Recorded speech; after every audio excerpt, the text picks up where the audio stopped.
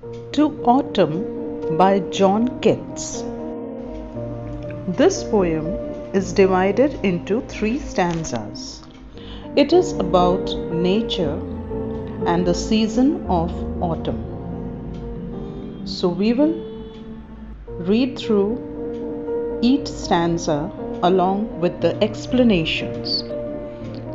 Season of mists and mellowed fruitfulness, close bosom friend of the maturing sun, conspiring with him how to load and bless with fruit the wine that round the thatch eaves run, to bend with apples the mossed cottage trees, and fill all fruit with ripeness to the core, to swell the gourd and plum the hazel shells with a sweet kernel, to set budding more, and still more later flowers for the bees, until they think warm days will never cease, for summer has o'erbrimmed their clammy cells. Now, in this poem, it is talking about the season of autumn.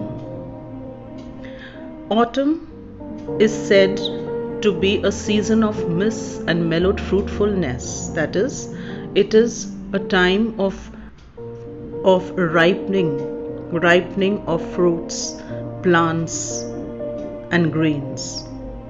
And it is in close autumn has been personified, and it is said the speaker, that is the author, the poet John Keats, he says that the season of autumn is a close friend of summer, as the season of autumn comes after summer, right after summer, and they are conspiring, that is, they are preparing actually all the fruits, all the plants to be loaded with ripe fruits for the other seasons that will follow, the flowers that will bloom, and the bees will come to them, and the apples to ripen till the core, till the inside of the apples, the wine that is on the roofs, hanging from the roofs, the wine fruit, the grapes hanging from them, they will ripen too. So all the fruits will be ripening in this season only because of the heat of the sun and the setting in of the autumn season. So this poem, this stanza tells us about the close friendship between the two seasons, only to bring fruitfulness to the plants and the nature around us.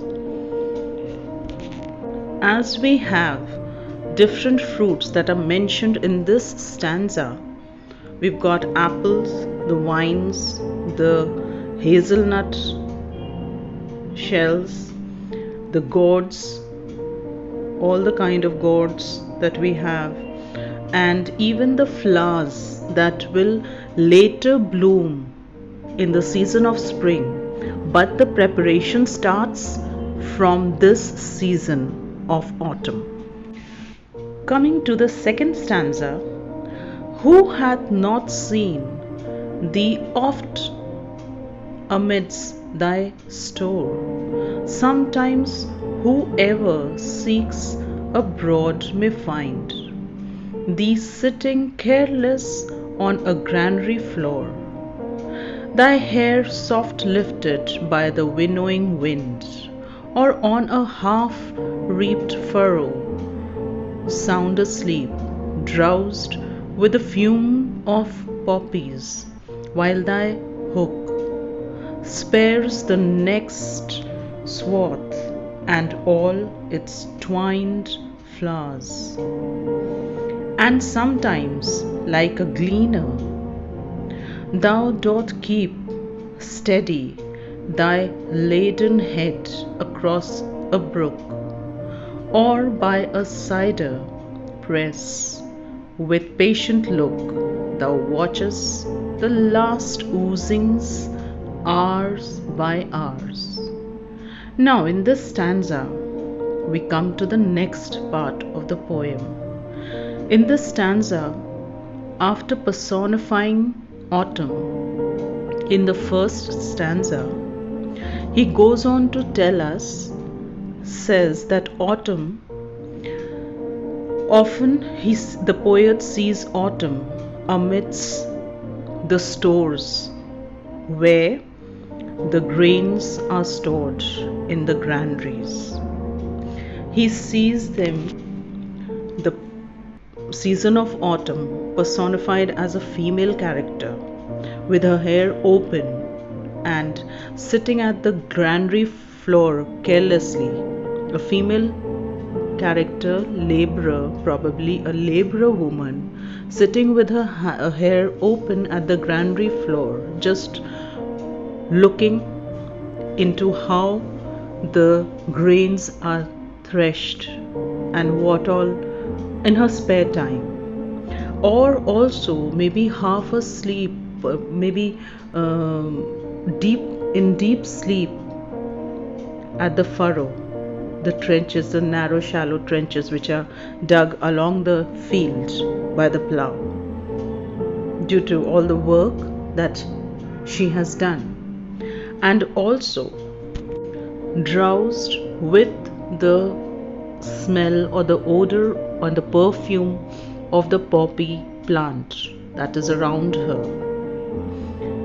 and is in the next part of the poem, she says that the poet says that the autumn is there sitting where the flowers are there, flowers would be there twined with the flowers, and sometimes like a gleaner, a person waiting patiently at the brook, the river, the stream that is flowing through, the passing by it, which is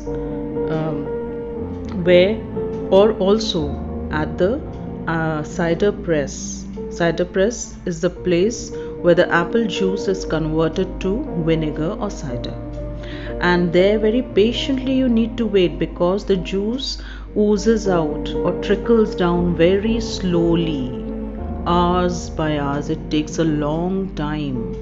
So she sits there very patiently watching that, or maybe sitting near the riverside very patiently, sitting by, just in a lazy mood during the season of, this is the season of autumn, where just things are moving from the heat of the sun of the summer season to the moving towards the winter, and after that will later on go to the next season of spring, where there'll be lots of blossom. So this is actually coming to the end of the plants, dying out later, fruiting, coming into fruits, and then blossoming.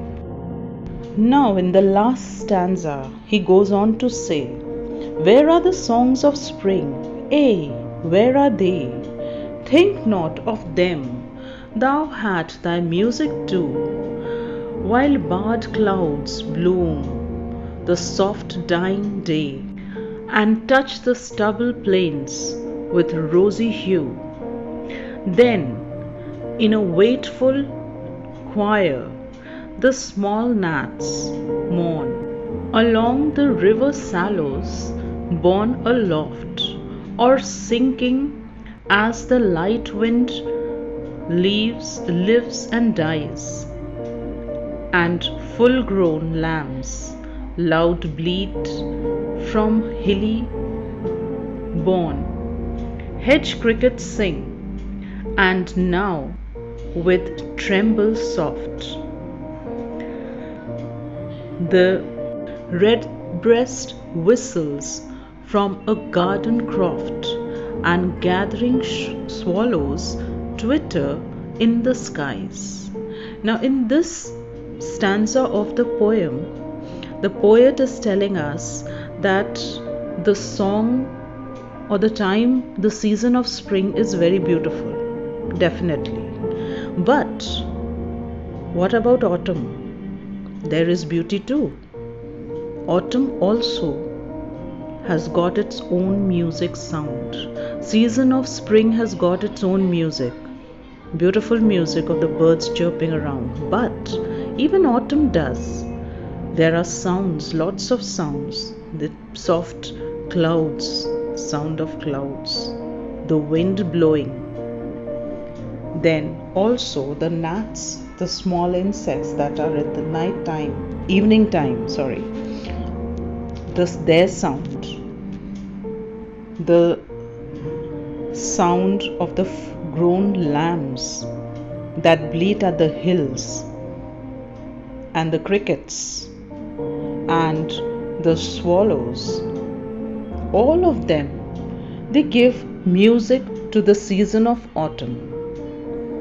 So we see the beauty of autumn. The poet tells us the beauty of the season of autumn. How autumn, though the plants are shedding leaves, they are ripening, and yet there is grains, there is ripening of fruits to the core for the next seasons to come, and for the next seasons, particularly the season of spring, that the plants shedding their leaves, ripening at this time of autumn, the grains ripening, being threshed. We see the different processes where the grains are harvested in the time of autumn.